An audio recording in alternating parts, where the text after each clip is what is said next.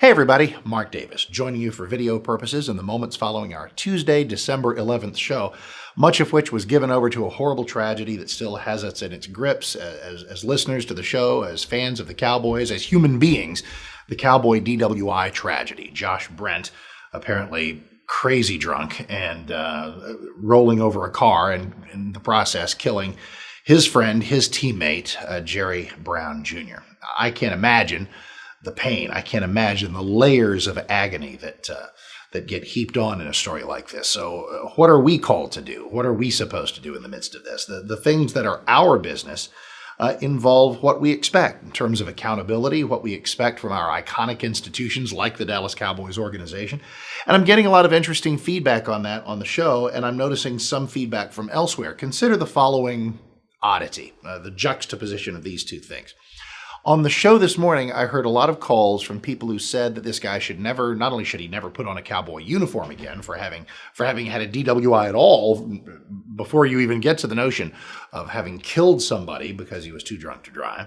But then you take that and that sentiment of accountability and righteous indignation, which I understand and share. And then there was an online poll from our friends over at Channel 8. They asked, should Josh Brent be playing, nose tackle, this Sunday as the Cowboys face the Steelers? And like 54% of people said, yes. What the heck is that about? We analyzed that, and a lot of people said, well, maybe it's just Cowboy fans who are just desperate to get in the playoffs no matter whom we activate. For others, they said it was a case of introspection.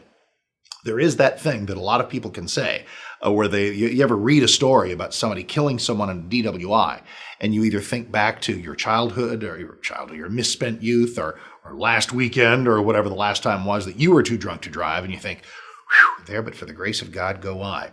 That may have been part of what fueled some of the leniency, but it was such an odd mix. There is a feeling of empathy, obviously, for Jerry Brown Jr.'s family, but there was also a feeling of empathy that I certainly can't deny. I've got to wonder what it's like to walk around and be Josh Brent today. Can you imagine? I mean, my first thoughts, my first prayers, my first concern are with the friends and family of the guy who is actually dead.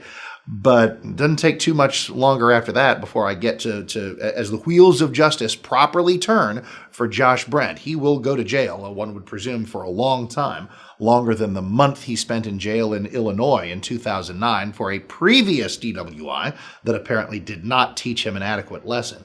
But once we get through all of that and the consequences for him professionally, I join the ranks of those of you who say that he does not need to wear the uniform of the Dallas Cowboys ever again.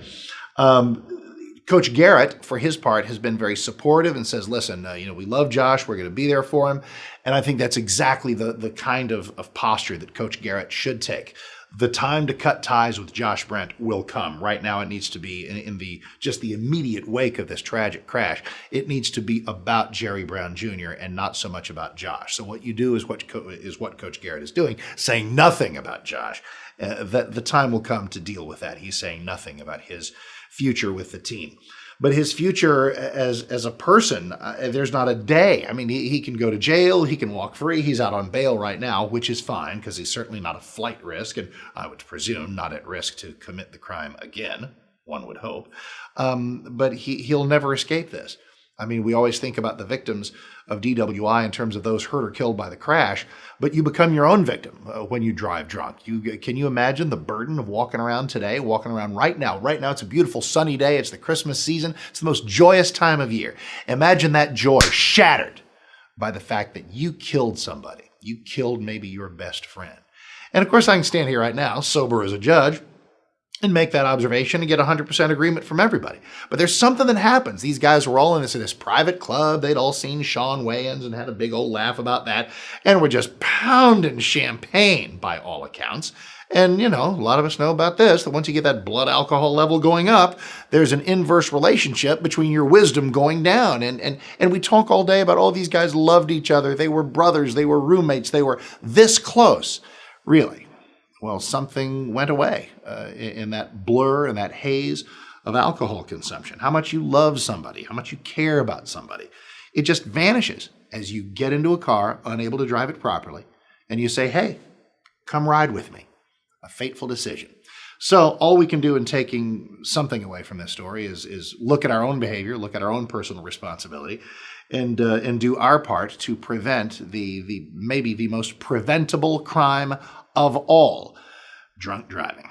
Well, we'll continue on this and various other things as we work our way through and toward the Christmas season, T-minus 2 weeks as of this moment. And I do indeed, amid all of the unpleasantness of this story, I hope that there's great joy and great happiness and great progress in your Christmas shopping as we continue through the topics involving Christmas commerce. And there's state legislative stuff going on.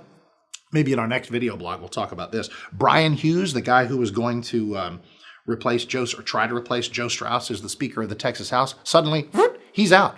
And there's a new candidate running, a guy who's been around for like 2 years, out of Longview, and you got him Representative David Simpson. Okay, I look forward to talking to him at some point. But for some reason, Brian Hughes, who was the subject of all of the Tea Party passions, Republican passions, wow, we need a more conservative speaker than Joe Straus. Who's that going to be? Brian Hughes. I mean, the chants, C-H-A-N-T-S, chants at the Republican convention a few months ago were all about Cruz and Hughes. Ted Cruz, check mark, we've done that. And Brian Hughes was going to be the speaker candidate. Now, no, he's not. Something happened there. I'm working on getting to the bottom of it, and we'll see how that works out too. So lots of topicality lies ahead, and best of the Christmas season to you from everybody here at The Mark Davis Show. 7 to 10 a.m. Central Time right here at 6:60 a.m. The Answer.